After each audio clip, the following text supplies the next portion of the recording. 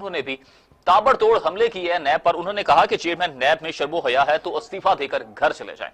اور بھی انہوں نے بہت سی باتیں کی چیئرمین نیب کے حوالے سے. انہوں نے یہ بھی کہا کہ سپریم کورٹ کے حکم میں نیب اسٹیبلشمنٹ اور کٹپتلی سیاسی جماعتوں کا احتساب کیا گیا. یہی چیز آج ہم ڈسکس کرنے جا رہے ہیں. بے باک تجزیہ کرنے کے لیے ہمارے ساتھ موجود ہیں اسٹوڈیو میں سجاد میر صاحب. سجاد میر صاحب آپ کو وارم ویلکم کرتے ہیں. سجاد صاحب, کل ہم نے کہا تھا کہ مسلم لیگ نون اب متحدہ اپوزیشن کہہ سکتے ہیں نیب کے حوالے سے کہ مطالبہ کر دیا گیا ہے نیب کو ختم کرنے کا. اصل میں پہلے تو وہ کہتے تھے کہ اس قوانین میں تبدیلی کی جائے, تبدیلی ہوتی نہیں ہے. کبھی پہلے یہ تھا کہ مسلم لیگ تیار ہوتی تھی تو پیپلز پارٹی تیار نہیں ہوتی تھی. اب یہ کہ پی ٹی آئی جو ہے وہ اڑی کیے بیٹھی ہے, کرنا چینج وہ بھی چاہتی ہے. کچھ ایسے معاملات ہیں جس کو وہ تبدیل کرنا چاہتی ہے. ایک آرڈیننس بھی پاس کیا تھا اس نے جس میں انہوں نے بیوروکریٹس کو اور کاروباری حلقوں کو بچانے کا, انہیں تحفظ دینے کا کچھ اقدامات کیے تھے. لیکن اوورآل تبدیلی وہ شاید اس خیال سے نہیں کر رہی کہ اس کے زور سے ہم رگڑا لگاتے ہیں, ہم پولیٹیکل انجینئرنگ کرتے ہیں, مخالفوں کو قابو کرتے ہیں, وہ گویا یہ کہتے ہیں کہ ہم احتساب کر رہے ہیں. اور عمران کا جو ایک بڑا نیریٹو ہے کہ میں تو احتساب کے لیے آیا ہوں, لوگوں نے مجھے اس کام کے لیے چنا ہے, تو وہ اس کو اس امیج کے طور پر بھی پیش کرتا ہے. اگرچہ اس سے ایک پولیٹیکل انجینئرنگ ہو رہی ہے, اسے زیادہ کچھ جسے کہتے ہیں احتساب نہیں انتقام چل رہا ہے. اس پوری صورتحال کے پس منظر میں جب کل بات ہوئی تو مسلم لیگ نون نے تو کہا جی کہ نیب کو ختم کر دینا چاہیے. یہ تبدیلی وہ تبدیلی, ان کو قید رکھنے کی جو سپریم کورٹ نے دیکھا. نیب کیا ہے؟ نیب کا سب سے بڑا پازیٹو پوائنٹ کیا ہے؟ پوائنٹ کہ آپ کو چارج لگا دیا, آپ کو ثابت کرنا ہے کہ آپ کا چارج لگایا غلط ہے, ہمیں پروسیکیوشن کو ثابت نہیں کرنا. دوسرا ان کا یہ ہے کہ آپ کو 90 دن تک بغیر پوچھے رکھ سکتے ہیں, کچھ کر ہی نہیں سکتے, جیل میں ڈال سکتے ہیں. اور جس پہ سپریم کورٹ نے کہا کہ کسی کا جرم ثابت ہوئے بغیر آپ اس کو جیل میں رکھتے ہیں, یہ بڑی زیادتی کی بات ہے اور انسانی حقوق کے یعنی کہ تقاضوں کے منافی ہے. دوسری بات یہ کرتے ہیں. تیسری بات یہ کرتے ہیں کہ جب آپ ان کو پکڑتے ہیں تو اس پہ بیل نہیں ہو سکتی, یعنی کہ ہائی کورٹ بھی اس پر بیل نہیں لیتا, تو اس پر وہ ایک طرح کی جسے کہتے ہیں حبس سے بے جا کی درخواست دی جاتی ہے, جو ایک لمبا پروسیس بنتا ہے اور اس پہ آپ کو چھوڑا جا سکتا ہے. اب وہ بھی نہیں ہوتا, دیکھنے میں آیا ہے.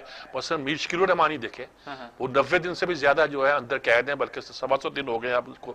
تو یہ ساری صورتحال ہے کہ جب جس مقدمے کا فیصلہ کیا گیا ہے سعد رفیق کا اور ان کے بھائی کا, وہ تو ایک لمبا 1.5 سال جیل میں رہے. صحیح بھائی ان کا جرم اب بھی ثابت نہیں کر سکے, آپ چارج شیٹ اب بھی مرتب نہیں کر سکے, یہ ہم انکوائری کر رہے ہیں, یہ کہہ کے اندر ڈال دیا آپ نے. تو یہ ساری شکایتیں موجود ہے. وہ کہتے ہیں جی بھی اس کی ضرورت نہیں ہے, اس ادارے کو ختم کیا جائے, کیونکہ یہ بنایا ہی پولیٹیکل انجینئرنگ کے لیے گیا تھا. مشرف نے بنایا تھا اور اس کے گٹی میں پڑی ہوئی ہے پولیٹیکل انجینئرنگ, اور اس کے علاوہ کوئی کام نہیں کر سکتی. اور اس کا سارا ڈھانچہ اس وقت جنرل مشرف نے ایک فوجی انداز میں طے کیا تھا. اس کی انویسٹیگیشن, ہر چیز کا جو ماحول ہے, جو انداز ہے, وہ فوجی طریقے سے, عسکری طریقے سے ہے. یہ کام آپ دشمن کے ساتھ کر سکتے ہیں. انڈیا کا کوئی بندہ پکڑے اور اس کے ساتھ یہ کارروائی کریں, یا پاکستان کے اندر سے غدار کو پکڑے اس کے خلاف کارروائی کریں تو ٹھیک ہے. لیکن کسی احتساب کے لیے پاکستان کے شہری کو, پاکستان کی آزاد شہری کو آپ یہ 3rd ڈگری میتھڈالوجی اختیار کریں جو آپ کرتے ہیں, تو یہ ایکسیپٹیبل نہیں ہے. اور وہ کہتے ہیں کہ اچھا اس پر لوگ کہتے ہیں یہ آپ کہتے ہیں احتساب کا یہ ادارہ ہے ختم کر دیں, تو کیا احتساب ختم کر دیں؟ نہیں بھائی, وہ کہتے ہیں ادارے موجود ہیں, صوبوں میں اینٹی کرپشن موجود ہے, وفاق میں FIA موجود ہے, کتنے ادارے بنائیں گے آپ؟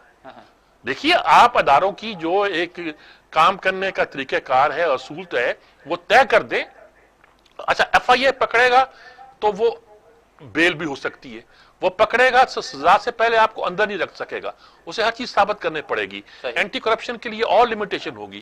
آپ ان سارے اداروں کو اگر کوئی اکٹھا کر کے ملگل کر کے بنانا چاہتے ہیں تو جو انسانی حقوق کے مطابق باتیں ہیں, آج رضا ربانی نے بھی سینٹ میں بہت سی باتیں کی کہ اس طرح کا احتساب کا ایک کمیشن بنایا جائے جو فیصلہ کرے کہ اس آدمی کو جیل میں رکھنا ہے کہ نہیں رکھنا, جو فیصلہ کرے کہ اس آدمی پہ جو اگر پلی بارگن کرنی ہے ہم نے تو پلی بارگن کیسے کرنی ہے. اور یہ نہیں ہے کہ چیئرمین نیب جس کو چاہے اندر کر دے, چیئرمین جس کو چاہے اگر اس نے 10 ارب کھایا ہوا ہے تو 1 ارب لے کے چھوڑ دے, یہ کام نہیں ہوگا. تو انہوں نے ایک تجویز پیش کی ہے, اور لوگ بھی پیش کرتے ہیں. اپوزیشن کی کہتی ہے کہ آپ اپنا بل لے کر آئیں ہم اس میں جو ضرورتیں ہوں گی وہ پیش کر دیں گے. جس کا مطلب یہ ہے کہ جو کمیٹیوں میں بیٹھ کر یہ باتیں طے کرنا چاہتے ہیں وہ شاید کوئی فائنل سٹیج پہ نہیں پہنچتی, اس لیے وہ آخر میں آپ کہتے ہیں اس کو ختم ہی کرو. اچھا, جو صورتحال اب ہو گئی ہے اور جتنے الزامات, دیکھیے ویڈیو آئی تھی جب آپ ہمارے چیئرمین نیب کی, بالکل, اور آپ لوگ کہتے تھے کہ ان کو چلے جانا چاہیے. آپ نہ ایگزیکٹو ان کو نکال سکتی ہے, بلیک میل ہی کر سکتی ہے نا, اور کیا کر سکتی ہے. اور اس کے بعد یہ ہوا تھا کہ اب تک جو مقرر جس طرح بنتے ہیں, دھڑا دھڑ بنتے ہیں, اپوزیشن کے خلاف بنتے ہیں, حکومت کے خلاف کوئی نہیں بنتا. بلاول نے بڑی سخت سٹیٹمنٹ دی, اس نے بہت سی باتیں کی اور اعتراضات بھی کیے. ادھر جاوید ہاشمی نے بہت دنوں کے بعد بولے, انہوں نے کہا نیب عیب ہے.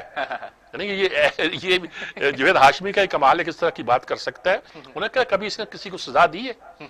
سزا دیتا ہی نہیں ہے. یہ تو لوگوں کو لٹکائے معلق رکھتا ہے, نیچے پانی اوپر تلوار, کیا جو بھی کہہ لیں اس کو, ایک عجیب صورتحال مخمصے میں رکھتا ہے.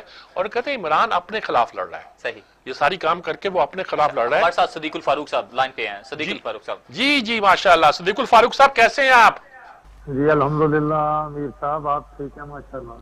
شکر ہے, آپ تو نیب گزیدہ ہیں, میں یہی کہوں گا. آپ کا ان کا مقدمہ تو بہت کمال کا تھا نا, کہ وہ آدم ملک, کیا نام تھا اس کا, کم وقت کا جو پروسیکیوٹر تھا, اس نے کورٹ میں 10-12 مہینے کے بعد آ کے کہا فاروق آدم, جی ہم نے ان کو گرفتار کیا تھا, then we dumped it him and forgot it. یا کوئی قانون کا بندہ یہ بات نہیں کر سکتا جو اس نے کہی تھی. اس وقت خیر مشرف کا زمانہ تھا, کیا کرتے کیا نہیں کرتے. جی صدیق الفاروق صاحب, جو نیب کے بارے میں اب آپ لوگ کہہ رہے ہیں کہ اسے بند ہی ہو جانا چاہیے, کیا کہیں گے آپ؟ دیکھیے نیب کے بارے میں چلے ہم کچھ کہتے ہیں یا نہیں کہتے, یا اور کوئی پارٹیاں کہتی ہیں یا نہیں, کم از کم سپریم کورٹ کے فیصلے آبزرویشن سامنے رکھ لیں اور نیب کا کردار اور نیب کے قانون کو دیکھ لیں. پاکستان میں کوئی قانون قرآن و سنت کے تعلیمات سے ہٹ کے نہیں بن سکتا. تو کیا نیب قرآن و سنت کے مطابق ہے؟ نہیں ہے. اس لیے ہم یہ چاہیں گے, میں اگر میری رائے ذاتی پوچھیں, ٹھیک ہے بہت سے ادارے ہیں تو وہ استعمال کرنے والے ہیں, وہ پھر ایف آئی اے کو بھی استعمال کر لیتے ہیں, لیکن کوئی معاملہ قرآن و سنت سے باہر نہیں ہونا چاہیے. یہ جو ریاست مدینہ کا دعویٰ کرتے ہیں تو انہیں تو یہ بالکل ہی نہیں زیب دیتا کہ ایسے قانون ان کو دور میں رہ جائیں. اچھا صدیق الفاروق صاحب, کیا دیکھ رہے ہیں کہ حکومت اور اپوزیشن اب مل کر آپ کیا نیب میں قانون سازی کر رہے ہیں, یا کہ پارلیمنٹ میں جا رہا ہے یہ معاملہ کہ نہیں؟ دیکھیے چاہیے تو یہی کہ انسان کو کسی نام نہاد قانون کا شکار نہ بنائے.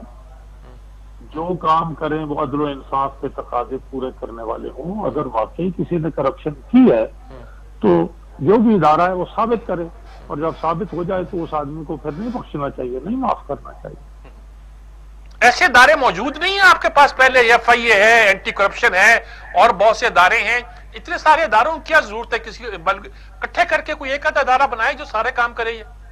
میر صاحب میں بالکل آپ کی, میں نے پہلے بھی بات سنی ہے, یہ بات ہونی چاہیے, لیکن میں نے یہ عرض کیا ہے کہ کوئی کہیں جس وقت چاہے جس ادارے کو استعمال کرے اپنی مرضی کے لیے کرتے ہیں. عدالتوں کو استعمال کیا جاتا ہے.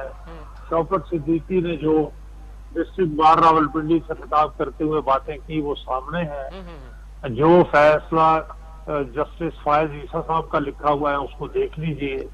اس لیے یہ بات کہ پارلیمنٹ کی بالادستی ہونی چاہیے اور قانون قرآن و سنت کے مطابق ہونا چاہیے. سب اداروں کو ملا کے اکٹھا کر دیں تب بھی اچھا ہے, لیکن اگر مختلف ادارے ہیں, ہر ادارے کی سمت جو ہے وہ ریاست مدینہ کی طرف ہی ہونی چاہیے. ٹھیک ہے, ٹھیک ہے. دیکھیے ریاست مدینہ تو الٹیمیٹ ہے, جس کو آسانی کے لیے ہم کہتے ہیں اسلام کے خلاف نہیں ہو سکتا, جیسے آپ نے کہا اسلام اور آئین کے خلاف بھی یہ ساری باتیں تو ہیں. اگر سر میں یہ عرض کر رہا ہوں نا کہ آئین ہمارا جو ہے وہ کہتا ہے کہ ہمارا سورس آف لا قرآن و سنت ہے.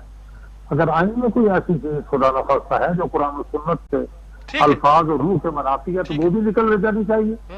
اور قوانین دیکھیں نا, سید عمر فاروق رضی اللہ تعالیٰ عنہ نے ایک گورنر کے بیٹے نے ایک غریب شہری کو پیٹا تو انہوں نے بلا لیا.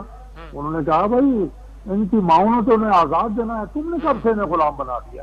تم کون ہوتے ہیں انہیں یہاں جنوں جو میں نوعیت کی جکڑنے بات والے؟ کرتے ہیں یا ساری بات کرتے ہیں، فلاں ادارہ جو ہے اس کی اکاؤنٹیبلٹی کا نظام اپنا ہے، فوج کا اپنا ہے، عدلیہ کا اپنا ہے، تو پھر پارلیمنٹیرین کا بھی اپنا ہو، یا پھر سب کا ایک ہو، ہونا تو سب کا ایک چاہیے۔ اچھا یہ بات، یہ زیادہ آپ گہری اور ٹھوس بات کر رہے ہیں کہ جتنے ادارے ہیں سارے کے ساروں کا اپنا نظام ہے، فوج کا اپنا ہے، عدلیہ کا اپنا ہے، تو پارلیمنٹیرین کو رگڑنے کے لیے ادارہ بنایا گیا ہے بیوروکریٹس کے ساتھ یا کاروباری لوگوں کے ساتھ، یہ بڑی مناسب بات ہے۔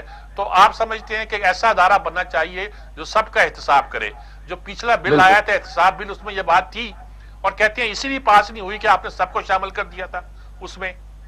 اس کی میر صاحب وجہ ہے، اس کی وجہ ہے، پہلی بات یہ ہے کہ کیا باقی اداروں میں فرشتے بیٹھے ہوئے ہیں، انسان نہیں ہیں، اور پارلیمنٹیرینز اور سیاستدان انسان ہیں؟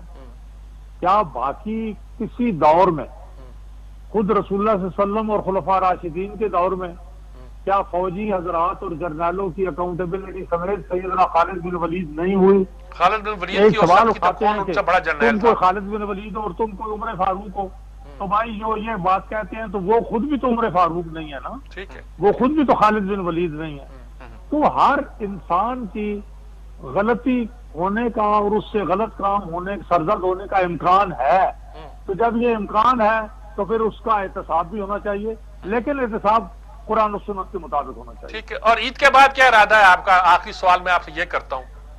یہ دیکھیے جی، جو بات آج میں نے پریس کانفرنس سنی ہے بلاول بھٹو زرداری صاحب کی بھی، ہماری پارٹی کا جو بڑے اہم لوگ ہیں وہ بھی جا کے ملے، 3 دفعہ شہباز شریف صاحب اور بلاول صاحب میں رابطہ بھی ہو چکا، تو میں یہ سمجھتا ہوں کہ اس وقت جہاں اکانومی پہنچ چکی ہے، جو گورننس کا حال ہے، جس طرح روزانہ کی بنیاد پر کرپشن ہو رہی ہے، سکینڈل پہ سکینڈل آ رہے ہیں، تباہی و بربادی ہر لحاظ سے ہو رہی ہے، اور اپنا دوہری خیریت رکھنے والوں کو ساتھ ملایا ہوا ہے، عمران خان کا قول و فعل دیکھ لیں، قول کیا ہے، فعل کیا ہے، تو اس لحاظ سے اب میرے خیال میں انف از انف، عید کے بعد بن جانی چاہیے، تمام اپوزیشن کی اے پی سی ہونی چاہیے، اس کے بعد کوئی ایک اس ملک کو دلدل سے نکالنے کا ایک لائحہ عمل بن جانا چاہیے۔ بہت شکریہ آپ کا صدیق الفاروق صاحب، بہت دیکھیں یہ خود بکتے ہوئے ہیں اور جانتے ہیں، لیکن اس کے بعد بھی بڑے محتاط، قرآن و سنت کے مطابق، آئین کے مطابق، اصول کے مطابق، ریاست مدینہ کے اصولوں کے مطابق آپ جو کرنا چاہتے ہیں کریں، احتساب کرنا چاہیے، ضرور کریں، لیکن کوئی نظر آئے کہ یہ انصاف ہو رہا ہے، احتساب ہو رہا ہے، نہ کہ انتقام ہو رہا ہے۔ تو میرے خیال میں انہوں نے بہت اچھی، بڑی بیلنس، بڑی ایک طریقے سے بات کی ہے، اعتدال کے ساتھ، اور اس کو فالو کرنا پڑے گا۔ اچھا، تو پھر آپ کیا دیکھ رہے ہیں کہ نیب سے سب سے زیادہ افیکٹو اس 2 سال میں کون ہو رہا ہے؟ حکومت کی اپنی ساکھ ہو رہی ہے، نیب کٹہرے میں آ گئی ہے، یا نیب کی تو ساکھ آپ کے سامنے یہ کٹہرے میں آ چکی ہے؟ دیکھا جی، نیب کی تو ایسی ہے، ہو گئی ہے، سپریم کورٹ تک نے چھوڑا نہیں ہے۔ حکومت کا معاملہ ذرا نازک ہوتا ہے، ابھی ہم اب کچھ لوگوں میں ان کی ہمدردیاں پائی جاتی ہیں، لیکن جو گراف جس طرح ان کا نیچے آیا اور جتنے سروے بھی آئے وہ بھی بتاتے ہیں، وہ اتنی پاپولر حکومت اتنی جلدی اتنے نیچے نہیں آیا کرتی، اور گورننس ان کے پاس ہے نہیں۔ اور تیسری بات یہ ہے کہ جو ان کے تھوڑی سی ان کی سپورٹ کر رہے ہیں یا پشت پناہی کر رہے ہیں، ملک کے مفاد پہ ہی کر رہے ہوں گے، اور کر رہے ہیں ہماری اسٹیبلشمنٹ بھی، وہ بھی سوچ میں پڑ گئی ہے کہ اس شخص کے ساتھ، ان لوگوں کے ساتھ ہم معاملات کو آگے لے کے کیسے چلیں گے اور اس کے نتائج کیا نکلیں گے۔ اچھا میر صاحب،